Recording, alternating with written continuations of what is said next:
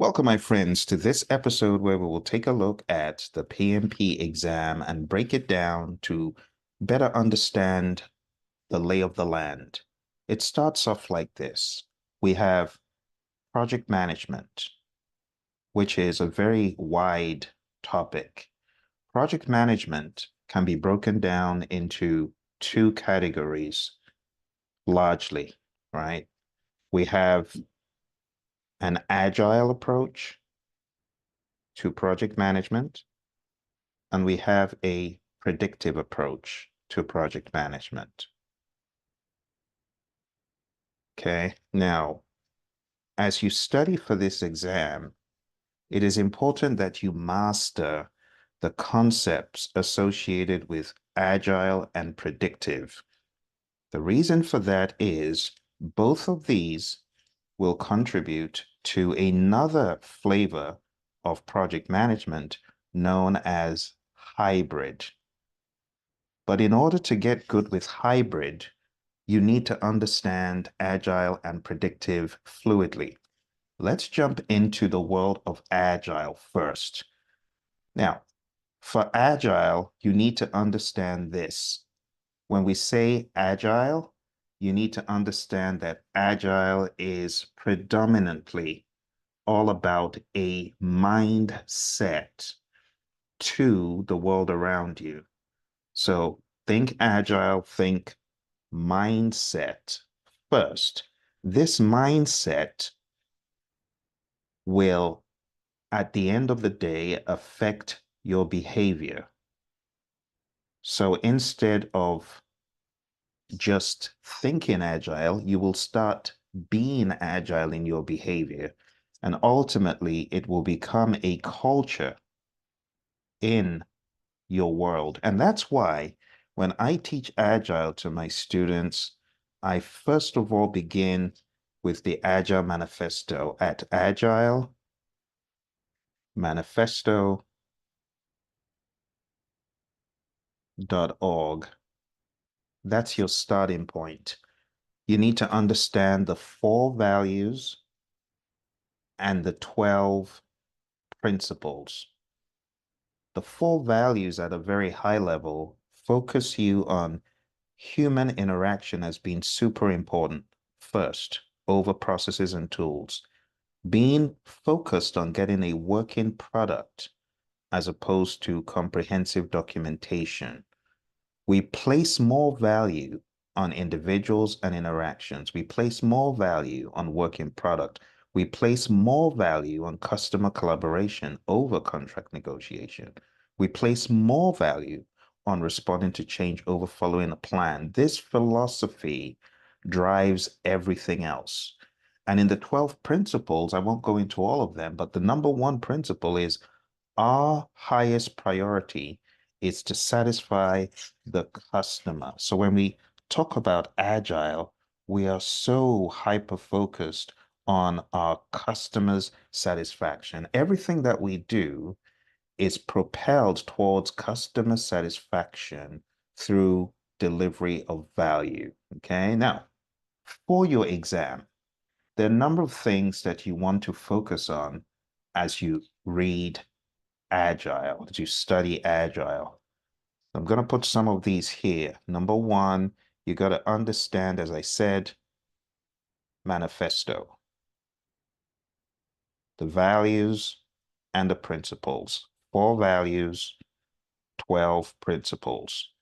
Next thing I want you to really hammer down on is your understanding of Scrum. Scrum has a 3-5-3 configuration. Scrum is a framework. You need to understand that this is a framework, okay? A framework that is flexible and fluid for you to add things within certain limits, okay? I go more into that in the class, but at this level, you need to understand Agile is a mindset. The manifesto, values, and principles guide us to be agile in all that we do. Scrum as a framework helps us embody the principles and the mindset. and to practice those things through a framework. Now, in addition to Scrum, I need you to understand the concept of Kanban, because Kanban is another framework, if you will. And through this framework, we want to limit our WIP. We have a display, the Kanban board. You need to understand what the Kanban board is all about.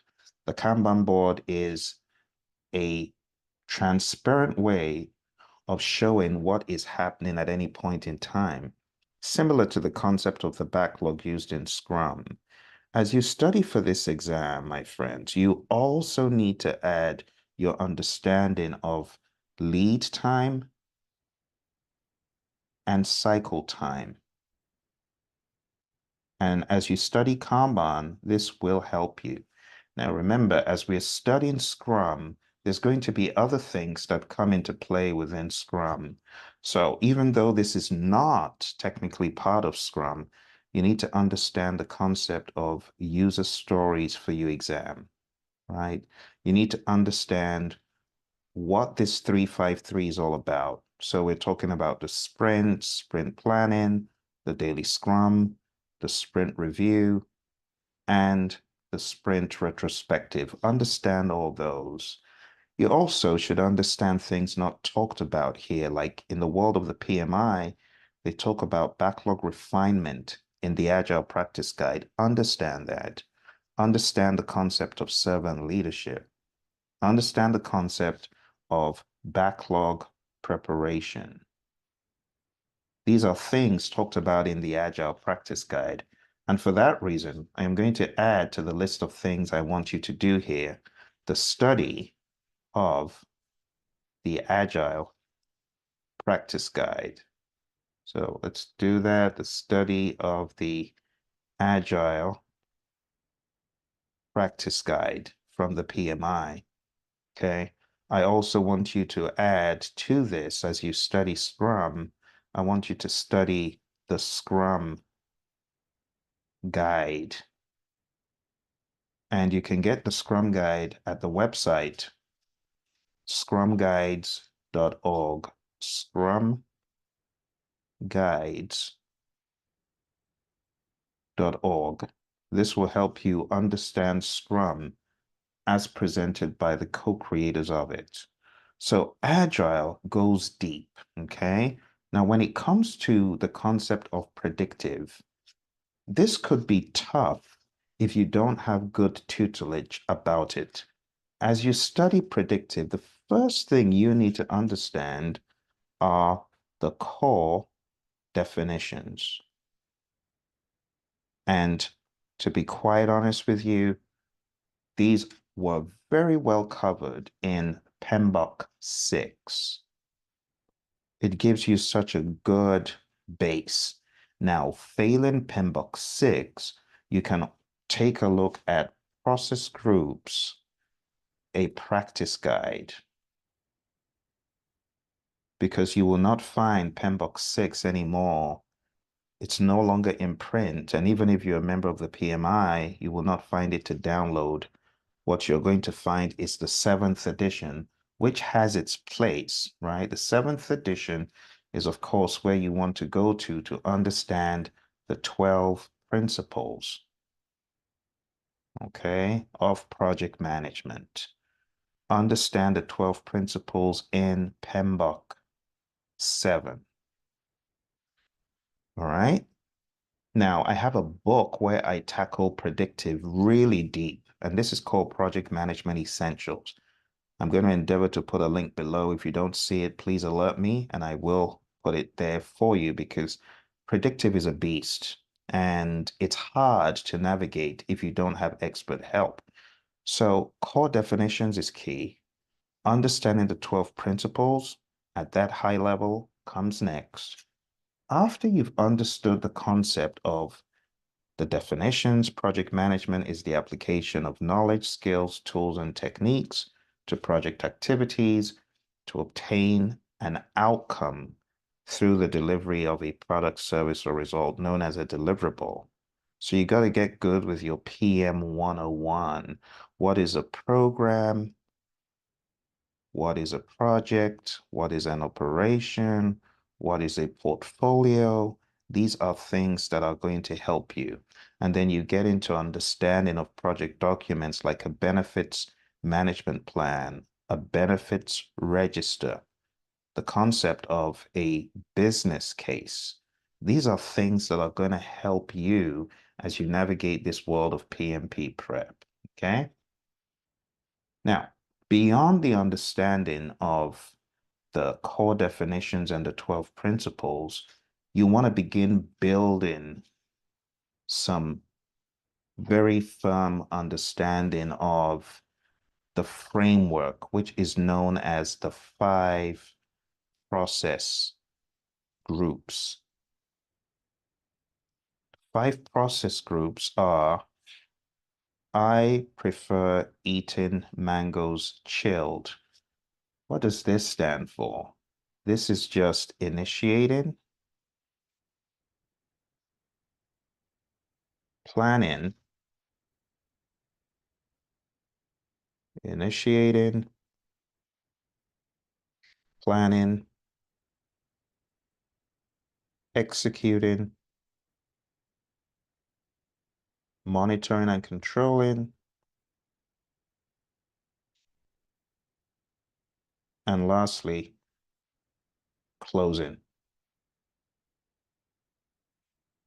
And this is the 5 process groups, which is in my mind, a legacy framework from the PMI, which was so brilliantly crafted and has stood the test of time over 3, probably even 4 decades going on now. And this has given people a very solid framework to build their understanding of project management. Let's go over it very quick. Initiating is all about authorization, right? You got to understand if your project is truly authorized and you want a project charter. That's your major output. Your project charter is like the marching orders, official marching orders from the project sponsor, right? Planning is all about taking this charter and breaking it down further into a solid project management plan. Some people refer to this casually as a project plan. The reason why the word management is so important is this is a plan for how to manage everything on the project, not just how to do the work, but how to actually manage scope and schedule, cost, quality, resources, communications, risk, procurement, and stakeholder. So when you really want to understand what is in the project management plan, there's a mnemonic that I have for people, and the mnemonic is I saw 6 chipmunks quietly roasting coffee, reading poetry stories. And this just stands for integration, scope, schedule, cost, quality, resources, communications, risk, procurement, and stakeholder. All of these need to be planned. How do we integrate? What is the scope? How do we flesh it out? What is the schedule? How do we manage it? How do we manage cost, quality, all that stuff? That is what we do in planning. But we'll come back to these areas of knowledge eventually. When it comes to executing, what you're doing here is carrying out the plan. You are carrying out the plan, the project management plan you're doing. And one of the things you're going to get out of here is, of course, your deliverable, which is a product, service, or result of some sort. Going over to monitoring and controlling, what we're doing here is check to make sure everything is going according to plan, and if not, act. This is your check-in and your acting. And as a result of check-in, you might need to do things differently. Act. There are times you need to get approval before you do things differently. You call that the change request process. The change request process is very straightforward. If someone asks you for a change, right? They ask you for a change. If they ask you verbally, you have to put it into a formal change request. And then that formal change request needs to be reviewed. And depending on the project, it should first be reviewed by you, the PM. You want to analyze it.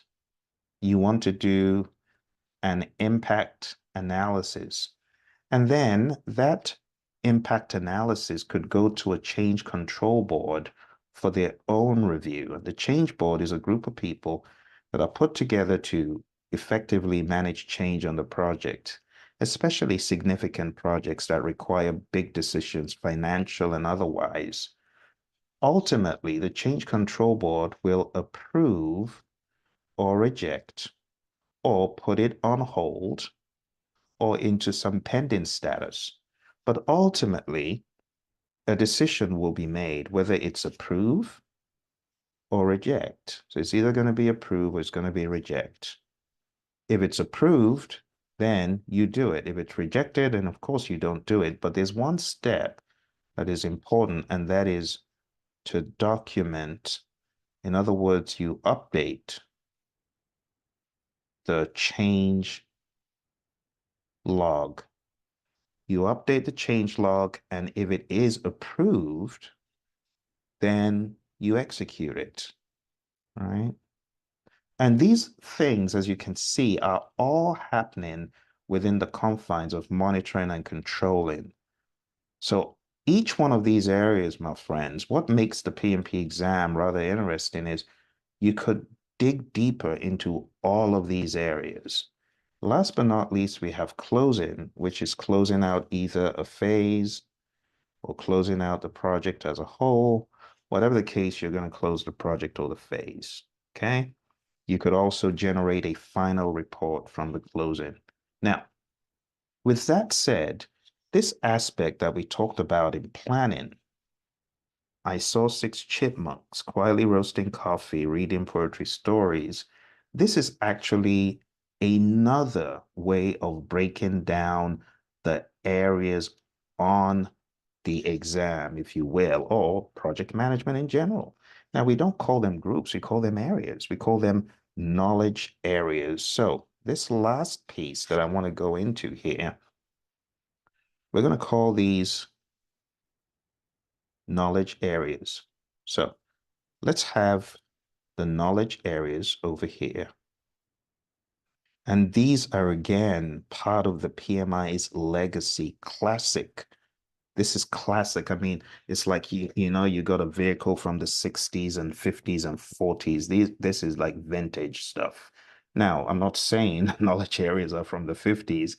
Yeah, they kind of grew from the 60s, 70s, 80s, and they got to where we are today. In fact, if you wanted to argue, you could say from the early 1900s, there's been the likes of Henry L. Gantt and uh, Frederick Taylor and people like that responsible for scope and schedule coming to what it is today, and many other names we won't go into.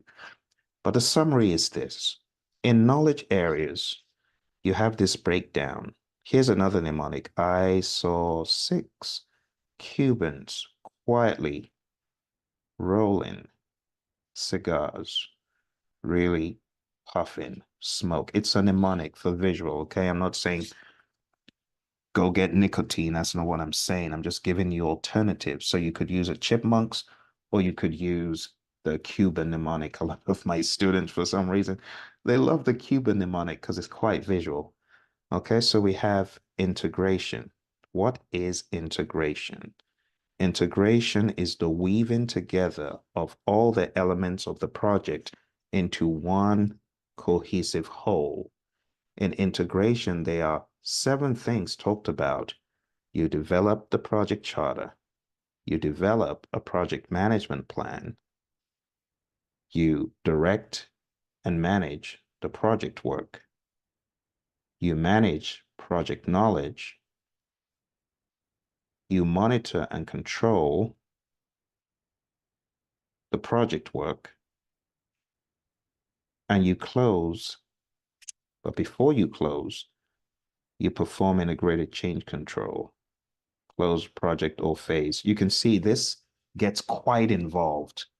1, 2, 3, 4, 5, 6, 7 things.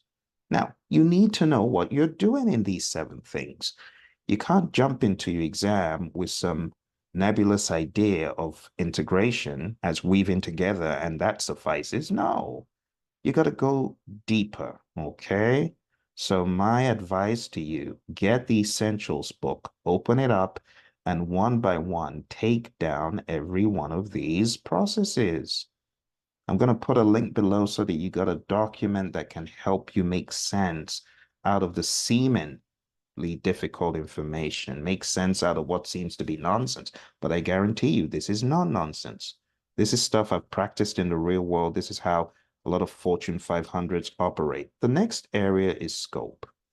And scope is all about defining what needs to be done and managing just that. Now, if we break scope down, there are 6 things. You want to, first of all, plan scope management. You collect requirements.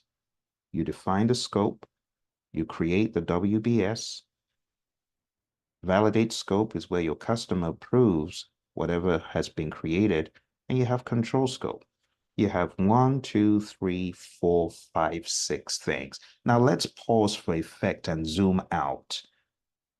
You see, it's like a map when you go to the mall and it says you are here. Do you see how deep this goes, my friends? This goes deep. And what I'm doing now, I tell you, you don't find a lot of videos that do this. So I want you to big this up by giving it a like. I want you to help me by subscribing to the channel.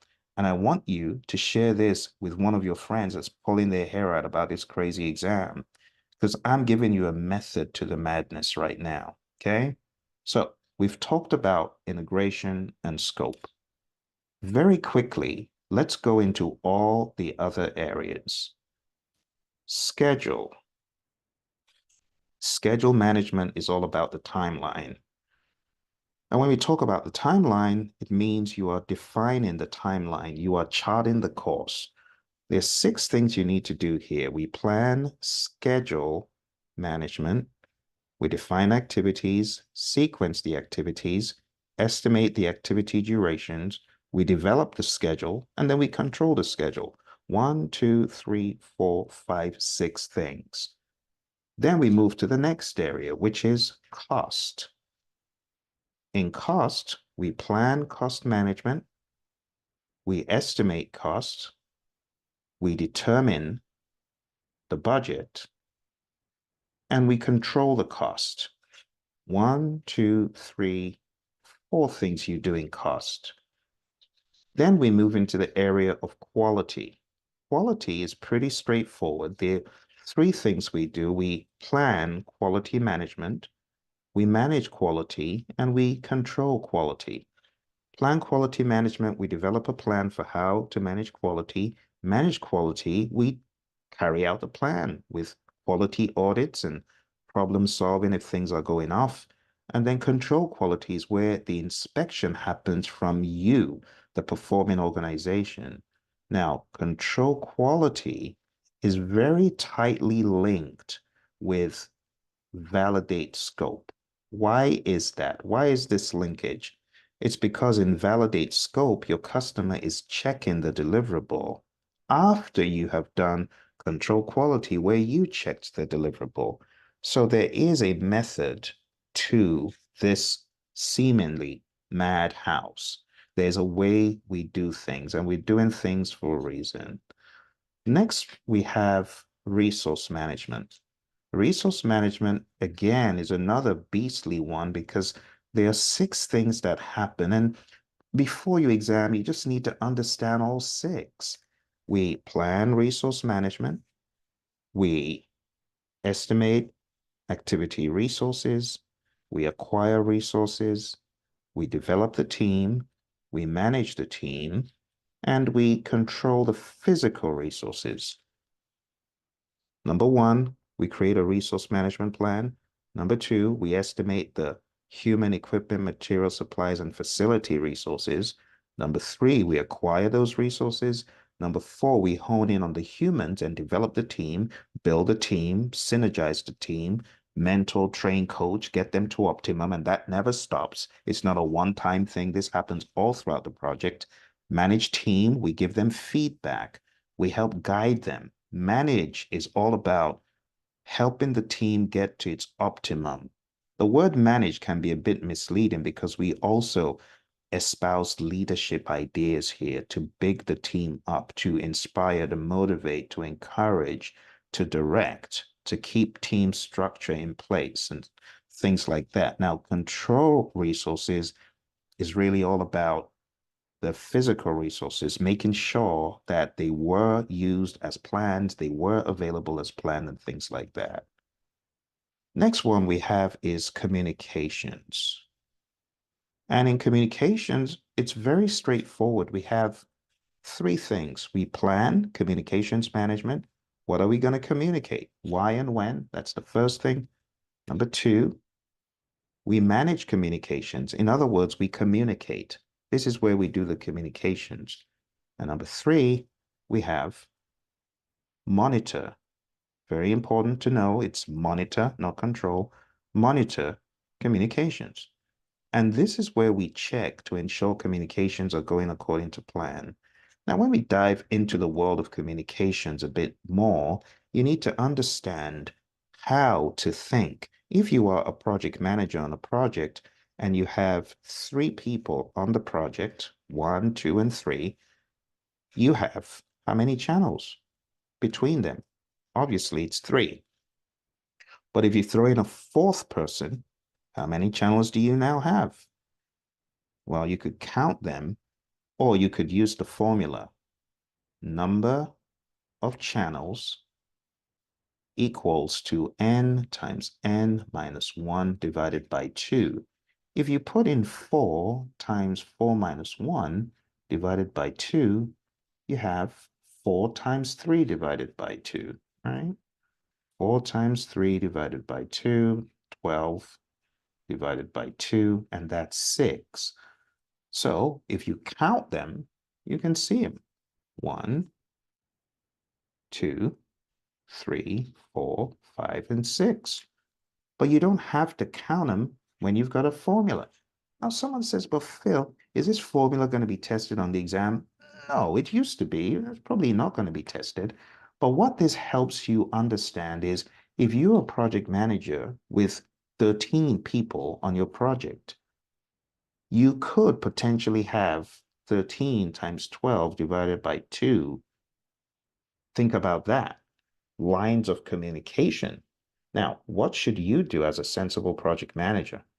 Well, as a sensible project manager, this would probably give me 156, if I'm not mistaken, divided by 2, and that will give you 78. You have 78 potential lines of communication. Wow, that could be very problematic. So what could you do? You could stem the communication. You could limit it between various channels. That is what this is getting you to think about. Just to give you some context for what you might have heard about in project management space. The next one is risk. Risk is a beast.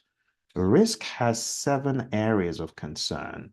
Number 1, you want to plan risk management. Number 2, you want to identify risk. Number 3, you want to perform a qualitative risk analysis.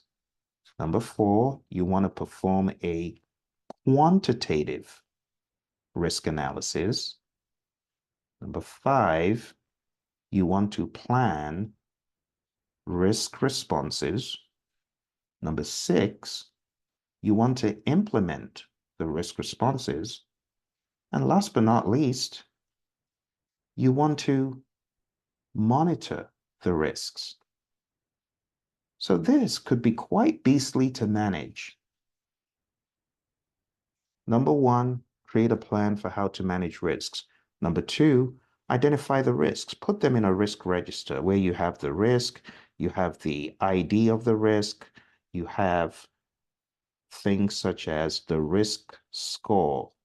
You have the person assigned. You could say, you have the risk owner, you have the risk action owner, and many things like that, which I won't get into here because this risk register is going to be populated all throughout the project. Okay, so in here, qualitative risk analysis, that's going to be our risk score. Quantitative risk analysis, we could also have the expected monetary value, which we get from there. And that could be something else, on and on. The risk response, you could also plan the risk response. Are we going to accept? Are we going to transfer? Are we going to escalate? Are we going to avoid? Are we going to mitigate? What are we going to do? If it's negative, all that stuff will also come into play.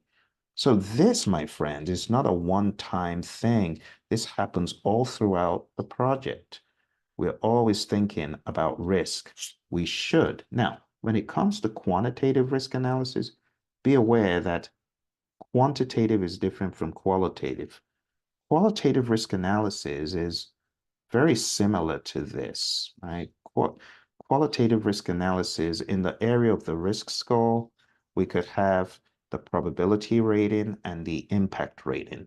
If the probability rating is a 5 and the impact rating is a 2, then the risk score, and this is qualitative. Remember, this is qualitative. The risk score is going to be the probability rating times the impact rating, and that will give you a 10. If you had another risk of a 3 and a 5, then the risk score would be a 15. This score is qualitative. It is not absolutely quantitative. It's on a scale. That's not quantitative. That's qualitative. Now, quantitative is different.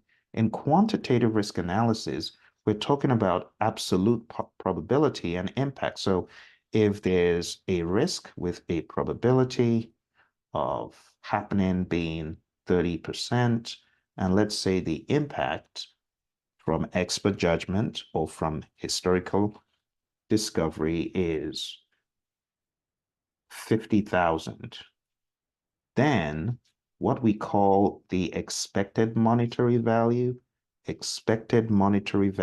or risk magnitude, right, is going to be equal to probability times impact. But remember, this is in percentage times the dollars.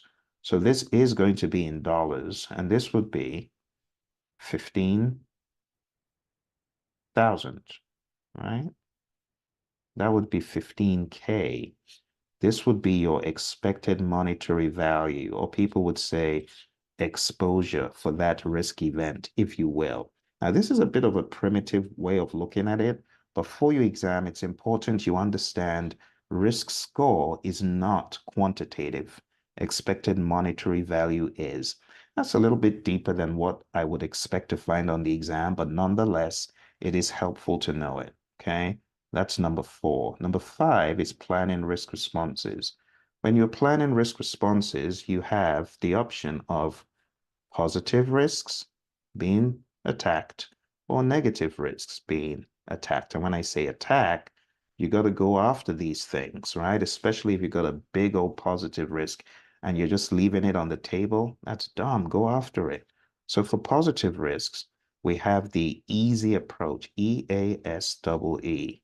And what does this mean? You can escalate, you can accept, you can share, you can exploit, or you can enhance. And that's what I call the easy mnemonic for positive risks. Or you could A-team it if it's negative. What do I mean by A-team? Well, again, you can avoid, that's the A. You could transfer, you could escalate, you could accept, or you could mitigate. And that's what the A-team mnemonic is. But A-team is for negative, easy is for positive. And that's how you think of planning risk responses. Then number 6, you would implement the risk responses. And number 7, you would monitor the risks to make sure that they do not go beyond what you initially thought. And if they do, you need to update your risk register. Okay. Now, a very good view of what a risk register could look like is something like this, right? You have so many potential fields. I can't go into all of them here, but I can give you some ideas, right? So for your risk register, you could have your risk ID. It could be as simple as a 001, a 002 and stuff. Then you could have the risk cause, right? Then you could have the risk itself.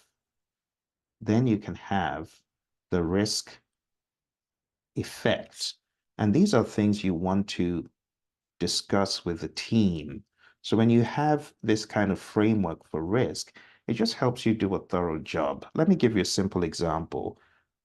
The risk is a fall on the job site. The cause is a wet floor. The risk effect described could be broken bones, injury, lawsuit, things like that, right? Things like that. And that's how you want to think when you are looking at your risk. Cause, risk, effect, not just the risk on its own, but it's the cause, the risk, and the effect. Okay, that's the general idea. Now, you get into the probability rating, the impact rating, and in my example, on a scale of, let's say, 1 to 5, right? You could say it's a 3 and a 4. And then you have the risk score, and that would be a 12. Okay. Then you go a step further, and you don't always have to, but you could have the concept of quantitative risk analysis. So you can see this is becoming very, very intense. And that's why on a lot of projects, people try to stay away from a risk register because they're scared of how big it looks. But this is good stuff on a predictive project, right? So we have the probability in percent, we have the impact in dollars, and then we have what we call the risk magnitude, which is the same as the EMV per risk. And then we could roll that up at the end, but you could have like a 0.4, which is a 40% probability. You could have 20 million impact, and the risk magnitude in this case would be 8 million EMV. Then the next thing you should think of is the risk owner. You could have actually done this earlier. You could have a risk owner to own the entire thing. You could have a risk action owner who carries out the legwork, depending on what you decide to do, right? So we could have a risk owner and a risk action owner. But in addition to this, you want to have your risk response. Your risk response is what we've already looked at. So you could have the response, okay? And risk response. And your risk response is going to be one of those things we looked at. It's going to be one of the avoid, transfer, mitigate, all that. So risk response. I know some of you in your firms use this and you call it other things, but it's going to be the A team. Avoid, transfer, escalate, accept, mitigate. And you could say, okay, with this, we want to avoid, right? And you could have a description of the avoidance scheme. You could say, clear the floor and designate someone to be there 24/7. Designate uh, uh, a janitor 24/7 at the entrance. And that's your avoidance strategy. Your avoidance strategy is to make sure there's always someone there such that the floor never is wet. Now, you could say that's a mitigate, you could argue it, but assuming the person's doing a great job, that isn't avoidance. So you could have a risk response description, right? Risk response description. All right. And then lastly, you want to have a way of tracking. You want to have the status, right? And it could be open, it could be closed if that time window where the risk could happen has passed. So you want to have your status, and then you could have another field where just open comments. And you could have things like open commentaries from team members. You could have an update. You could have a lessons learned as far as that is concerned. There's so many things you could add to your risk register. But the summary, my friend, is you have a lot of fields to understand. So I'm hoping that going through risk with you is going to help you see it in a different light. All right. So remember where we are. You are here. We have come all the way from up here, going over every one of these, going over scope, schedule, cost, and so on. You kind of get the idea now. You see the 40,000 foot view. See quality over there, resource,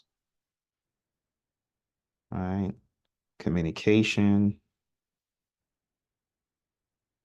And now we are on to risk, which we're finishing up here. Risk. And now we're going over, we'll just move up here now that we've got most of it done. We'll go over here and talk about the next one, which is procurement. And procurement is very straightforward. Now let's just make sure I finished that off. I think you get the idea that monitor risk, you're going to be monitoring your risk register and everything else risk related, and you update the risk register if you find anything risk related. So I think we're done with risk, okay? So we can conveniently go back over here to procurement. Three things: plan procurement management, conduct procurement, and control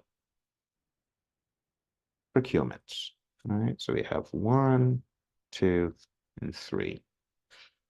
Now, plan procurement management is, of course, planning if you need to make or buy something for the project. If you need to buy, that's when you have the possibility of a procurement, and that's when you move into conduct procurement, which is getting the proposals back and assessing the proposals and selecting a seller, awarding a contract. And control procurement is where you are ensuring that whatever contract was signed is carried out. It's here we have things discussed like the fixed price, cost reimbursable, time and material contracts. This is where we talk about negotiation tactics. This is where we talk about alternative dispute resolution, ADR. If there's a lawsuit, if there's a claim made, we could use mediation or arbitration. And we call that alternative dispute resolution. There's a lot of stuff that we could talk about. Now, if you are looking to take this test and you really want to journey with me and get more meat on the bone, because I can't tell you everything here. I mean, we've been going for quite a while here, right? So if you want to study with me, go on down to tinyurl.com.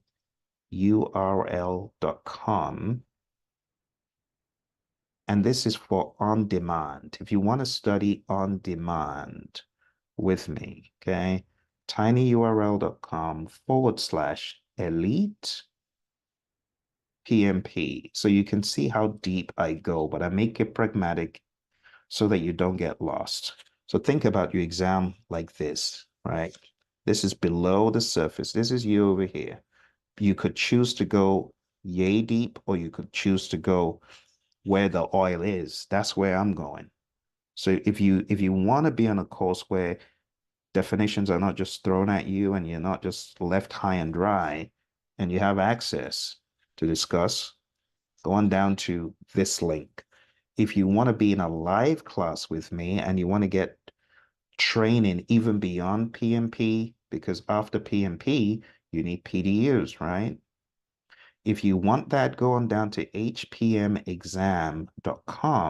because I have a program here that will help you get certified. But not just that, I will support you with 10 PDUs after you get certified and teach you how to be a real success. So this is for live via Zoom, right? And I've got a ridiculous steal going on right now that you will get PMP training plus success after the PMP, everything to do with how to navigate life after the PMP exam, how to be a real success based on the great work of my mentor, John C. Maxwell. If you want to be part of that, go to hpmexam.com and you'll have a lifetime support from this training I give you. You will not be lost. You'll have direction. Okay. So those are the two places I recommend you go if you want on demand or if you want live via Zoom, go to those places. All right. The final thing we're going to talk about here, my friends, is stakeholder. Stakeholder. Stakeholder management. There are four things that happen. Number one, identify stakeholders. It almost caught me there. The next one is plan stakeholder engagement. The next one is manage stakeholder engagement. And the last one is monitor stakeholder engagement. So all the stuff I'm bringing to you here, my friends, this is all from memory. I'm not looking at any book to give it to you. And I believe you can do the same. You can get this level of depth, this level of understanding, but you should watch this over and over again. So I want you to bookmark it. I want you to hit like. I want you to subscribe. I want you to stay in zone because I'm telling you, this is more PMP training than a lot of classes give you. In fact, I want to wager that no class breaks it down like this because this is my signature breakdown of the exam. All right. So let's stay in sync. Let's stay in sync. So first thing here is identify your stakeholders that could be on the project, that are on the project. Number two, plan how to engage the stakeholders. So this will give you a stakeholder register. This will give you a stakeholder engagement plan. Manage stakeholder engagement is where you are engaging with the stakeholders. Right. This is where you are working with them. This is where they're working with you. This is where you're in sync and in synergy. And number four, monitor stakeholders. This is where you get good old feedback. This is where you get feedback to know if you are engaging them right, if they are happy about things, and if not, take that information, put it back into the pipeline, replan stakeholder engagement, do again, and get feedback. And if the feedback is good, then sustain it, keep doing great things. So far, my friends, we've talked about agile and predictive, but wait, you know there's more. There's more. We have to talk about hybrid and then I'll let you go. All right, let's talk about hybrid. There are four hybrid models talked about by PMI in the Agile Practice Guide. I want to show you these very quickly before you jump off the call today. So let's look at them one by one. Number one, we have Agile development followed by a predictive rollout. And this could be used when you developed software using an Agile approach, but the rollout is predictive. This is talked about in Agile Practice Guide. Just look around pages 27 to 29 thereabouts, and you'll see what I'm talking about, right? So we have the Agile development followed by a predictive rollout. Okay, let's go back if I can. Let's go back. Thank you. Zeet board. This is a very interesting tool. The second one is what I call an agile predictive sub. like a sandwich, right? You have agile and predictive, agile and predictive simultaneously for various parts of the project.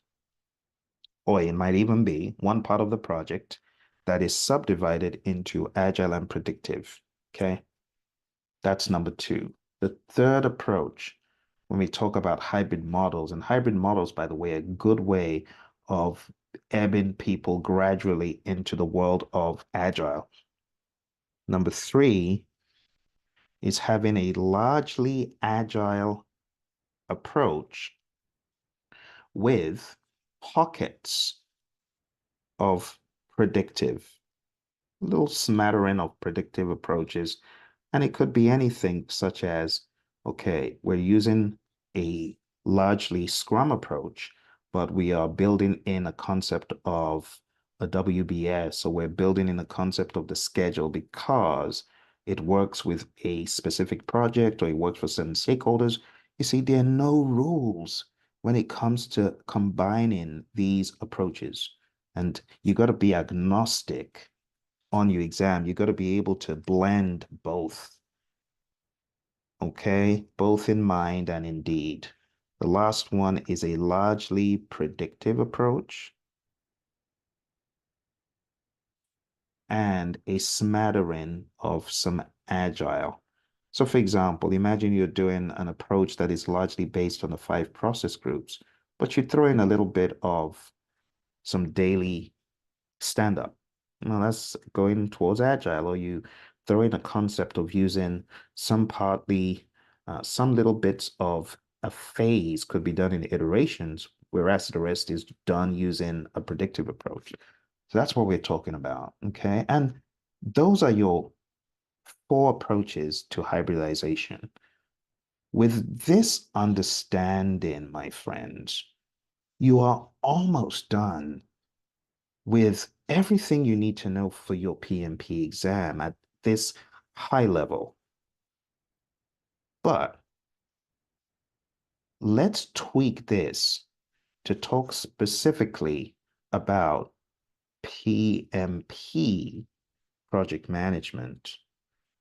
To get a good idea of PMP project management, you need to understand the 3 exam domains. And the 3 exam domains are people, process,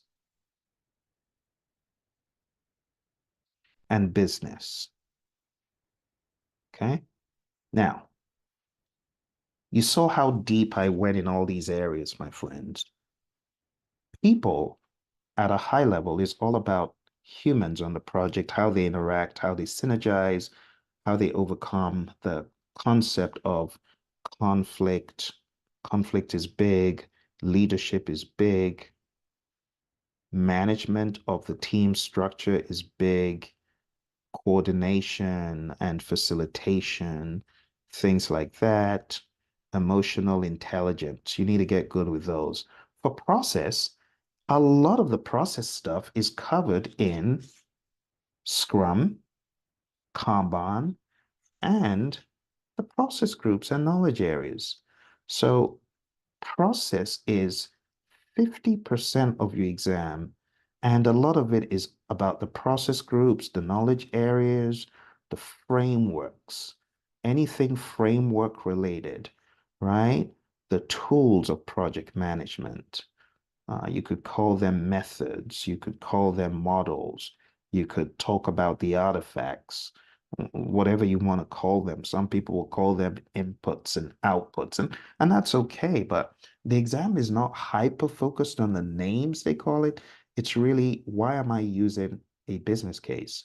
How does it differ from a benefits register? Why am I using a work performance report as I am taking a look at my change requests? What would that help me do? Would it help me if I took a look at a work performance report as I'm making a decision on change requests? How? How do I solve problems? How do I work with a team to find resource related solutions or quality-related solutions. All of this stuff they're going to ask you, and that's why the people piece, which is 14 tasks, the process piece, which is 17 tasks, and the business piece, which is all about applying business thinking to project management, which is 4 tasks. This stuff cannot be talked about in a few minutes. For these domains, you need to go deeper.